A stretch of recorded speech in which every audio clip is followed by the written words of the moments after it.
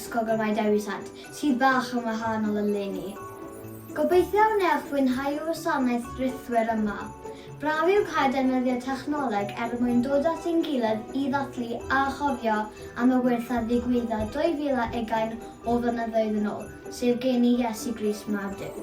Wrth edrych yn ôl ar y flwyddyn sydd wedi mynd heibio, gallwn bod yn ddiolchgar fod Dduw wedi cadw a'n cynnal. Mae'r ysgol wedi bod yn brysur mewn ffordd hollol wahanol i'r arfer. Eleni mae'n bwysig i ni gymryd cam yn ôl a phwyllo. Gan gofio yng nghanol ein holl prysurdeb, mae amser i ddathlu dyfodiad y baban Iesu i'r Nadolig, yn ogystal â gwerthfawrogi'r hyn sydd gennym ni gyd. Gweddion, o dad, diolch i ti am ddod â ni at ein gilydd heddiw. Diolch am y cyfle hwn i gofio am y hanes gen i'r arglwydd Iesu. Ein bod wedi clywed y stori hwn nifer o weithiau o'r blaen, gwna ni yw glywed o'r newydd a chael ei syni gan faint o dygariad sydd tuag ato. Atgoffa ni feddwl am y teuluoedd difreintiedig a phlant o amgylch y byd sy'n byw mewn newyn. Helpa ni i werthfawrogi pa mor lwcus yr ydym ni yn ystod yr adeg yma o'r flwyddyn. Amen. Ymunwch â ni i ganu'r garol, fydd edd amser hydolus i'r byd. Carol am hobman, coed tan y clepian, lluniau yn y cof o'r Nadolig. Sglein adduniadau, cannwyll yn olau, pethau nerwyl yn un arbennig.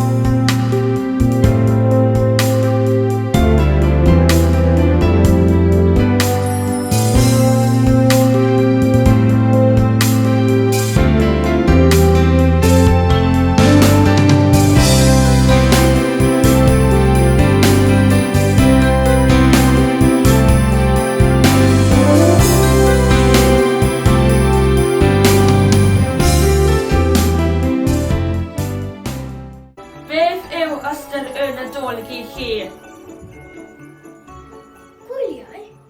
Teulu? Gwaith caled? Bwyd, anrhegion, dathlu. Dewch i weld beth mae ystyr Nadolig yn ei olygu i flynyddoedd 3, 4 a 5. Am Nadolig, amser i fwynhau a chael hwyl. A am addurniadau lliwgar a disglair. Dy am fab Duw yn y cryd yn fabi bach. O am oed y anrheg cystaf un. Y am lapio anrhegion diri. I am Iesu ceidwad y byd. Am gwliadau o amlych y goeden. Am llawenydd wrth y cryd. A am air ddys a myr i'r baban Iesu. Am y wyrth a bu yn athlehan dref. Am y fengil a newydd a ddaeth i'r byd. Am Nadolig llawen i bawb drwy'r byd i gyd. Erbyn heddiw mae Nadolig yn golygu nifer o wahanol o bethau i pobl gwahanol, ond gwrandewch ar bryd ystyr y Nadolig. Cofiwch, mae hyn stori o hon a ddigwyddodd dros 2000 o flynyddoedd yn ôl, y Nadolig cyntaf. 2020 o flynyddoedd yn ôl, roedd yna ferch ifanc o'r enw Mair yn byw yn Nazareth. Roedd hi am briodi dyn o'r enw Joseph. Clip-clop, clip-clop. Roedd hyd yn oed yr asen wedi blino'n lan. Cerddai Joseph wrth ei ochr gan afael yn y ffrwyn. Bu'n ddiwrnod hir, ond o'r ddiwedd drwyddwch y cyfnos, roedd toiau Bethlehem yn y golwg. Cofiodd Joseph am y noson hwnnw. Fisoedd ar ôl erbyn hyn pan ymddangosodd angel Dduw iddo mewn breuddwyd a ddweud wrtho byddai Mair ei wraig yn cael mab. Yn y mab byddai Iesu, sy'n golygu goredwr, meddai'r angel, a mae i'r afaridau'r bobl o ddiod ei bechodau. Roedd Mair hefyd wedi cael ymwelydd. Daeth yr angel Gabriel, un o negeseuwyr Duw, i sefyll wrth ei gwely un noson ac meddai. Paid â gofni, Mair, mae Duw yn dy garu'n fawr. Rwyt ti'n mynd i fod yn fam i fab, ac Iesu fydd yr enw y byddi yn ei roi arno. Mi fydd Iesu yn fawr, ac fe fydd pobl yn ei namod fel mab y goruchaf. Fydd yn frenin dros Israel am byth, ac ni fydd terfyn ar ei deunas. Baglodd yr asyn ar garreg. Edrychodd Joseph ar Mair, ac fe weinodd hi yn ôl arno. Doedd fawr i fynd eto. Och neidiodd Joseph, ni dylai Mair fod wedi gwneud y siwrnau hon mewn gwirionedd, gan y gallai'r babi ddod unrhyw funud. Ond roedd y llywodraeth wedi gorchymyn fod rhaid i bawb deithio i Efangeni a mae'n cael ei cyfrif a'i cofrestru ac i dalu ei trethu. Felly dyna gynaethon. Ymunwch â ni i ganu'r garol Tawel Nos. Tawel nos dros y byd, santais nos, gylchwyr cryd, gwylio'n dirion yr oedd a ddfwy'n ddau. Fa ban y Duw gyda llygau bach cae, Iesu tywysog ein hedd. Tawel Nos, Duw ei hun, ar y llawr gyda dyn. Cerddir engel arni'n trigyrhau, baban Duw gyda llygau bach cae, Iesu'n tywysog ein hedd.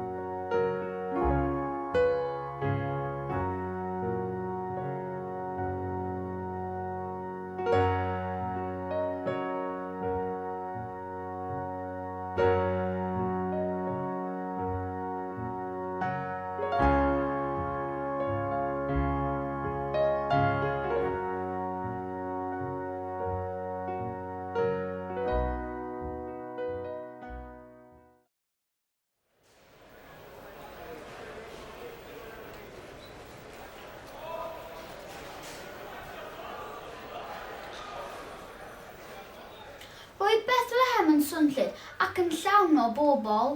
Holodd Joseph yn y dafarn, a oedd yna le iddyn nhw gysgu. Nac oedd, doedd dim cornel wag yn y llety, heb sôn am wely. Yr unig le ar ôl oedd cornel yn y stabal, a dyna hir aethon nhw. O'r diwedd fe gai Mair a'r asyn orffwys.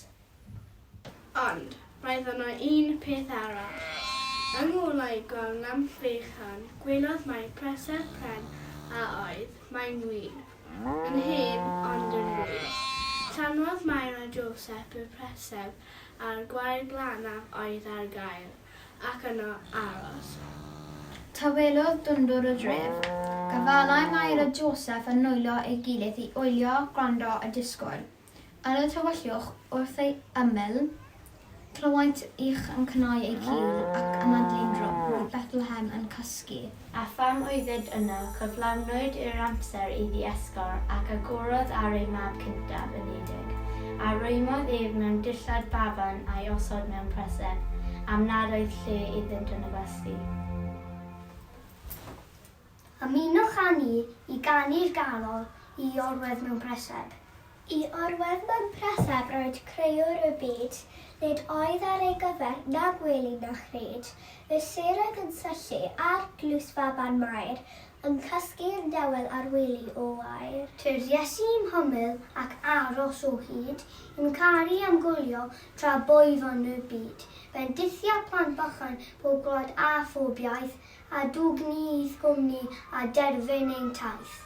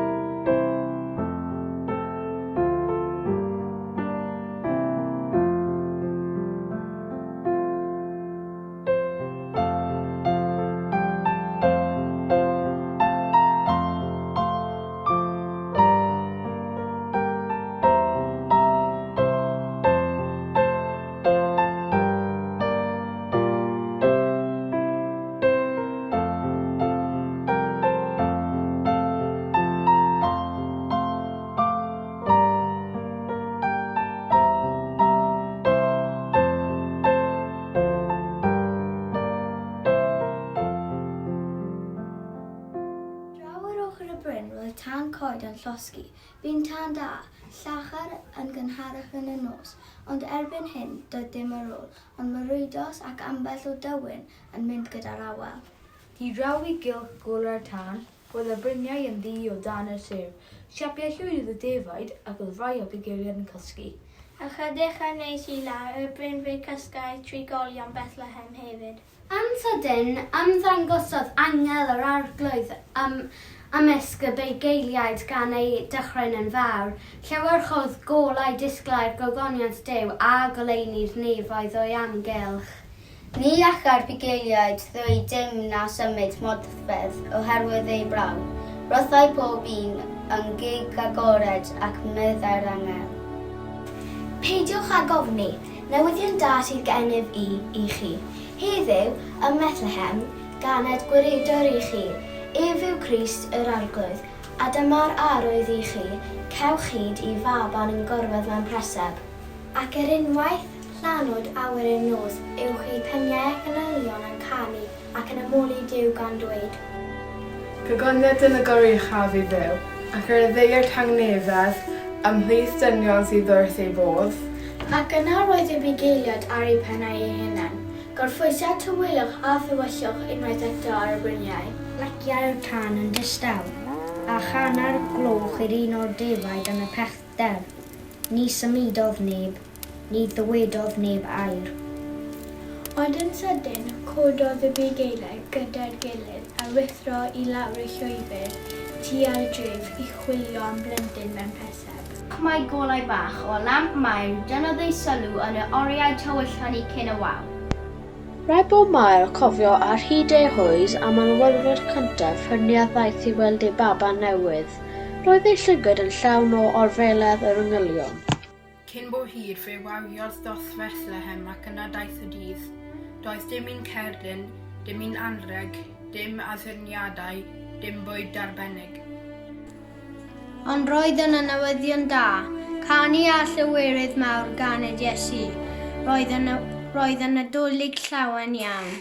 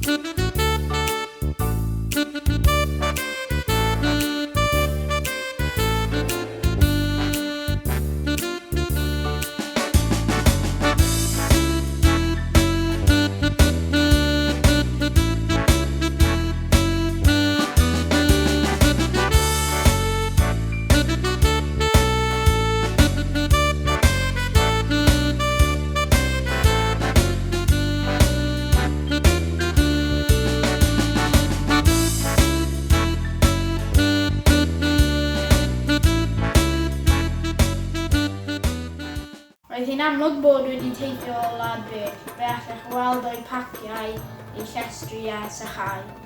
Ffurf wynebau natur eu dillad. Gwrdaeth oedd y dwyrain oedd yr ymwelwyr, gwahanol hyn. Ymhell yn bell yn ei gwlad ei hunain, Dewi Sant seren newydd yn awyr y nos. Seren oedd yn arwydd pendant. Yn ôl ei llyfrau hwy a traddodiadau, roedd brenin newydd, brenin arbennig iawn wedi ei.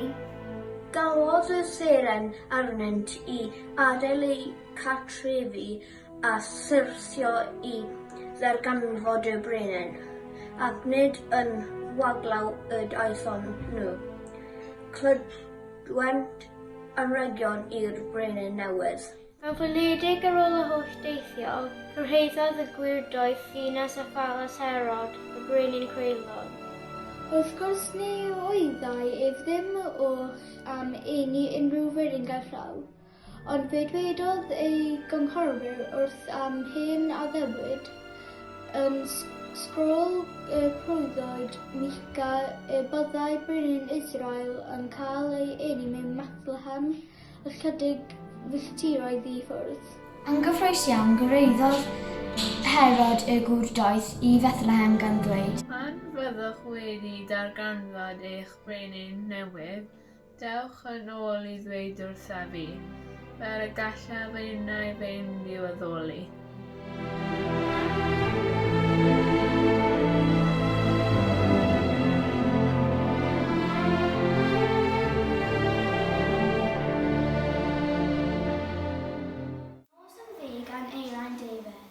Hyd y wlad Herod a'i lu, yn ei dull sy'n dal ei ornesu. Ninnau ddiw ar nos yn ddi aroswn gyda'r Iesu. Diolch a fawr am ymuno gyda ni. Gobeithio rydych wedi mwynhau a cawsach gyfle o'i ymyrfio am hanes i'r geni a perfformiad bach yn wahanol. Rydym yn hynod o ddiolchgar ar ein sefyllfa ein bod wedi gallu cyflawni ein gwasanaeth. Efallai oeddech wedi sylwi bod rai plant wedi gweithio yn yr ysgol eraill wedi gwneud o'r cartref. Gobeithio yn fawr yn byddwch yn mwynhau gwyliau Nadolig gan y Gadwyn ddiogel gyda teulu. Diolch. Nadolig llawen i bawb drwy'r byd i gyd.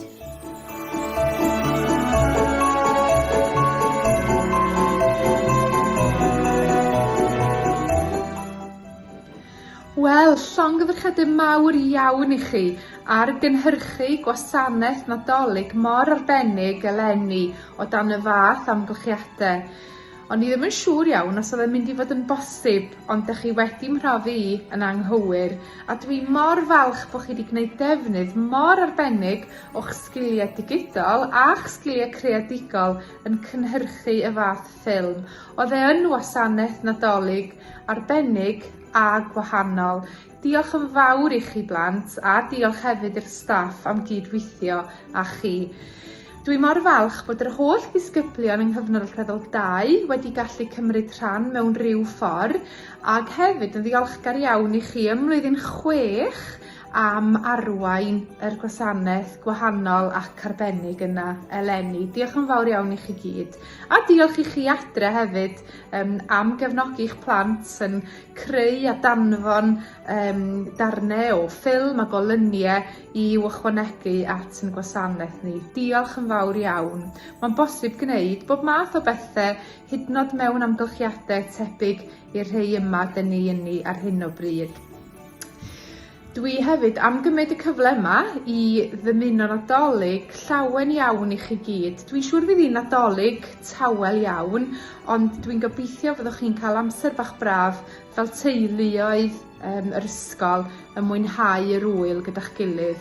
A fyddwn ni yn edrych ymlaen yn fawr iawn i'ch croesawu chi nôl yr ysgol mis Ionawr. Gan obeithio y bydd flwyddyn nesaf, sef 1 ar 20, yn flwyddyn well i bob un ohono ni. Felly ga i ddymuno'r gorau i chi dros y gwyliau a diolch yn fawr iawn i chi gyd am y gefnogaeth yn ystod y tymor reit anodd yma sydd wedi bod. Nadolig llawen i chi gyd, a diolch eto blant a staff am gynhyrchu gwasanaeth Nadolig mor arbennig i ni ei wylio eto ac eto. Diolch.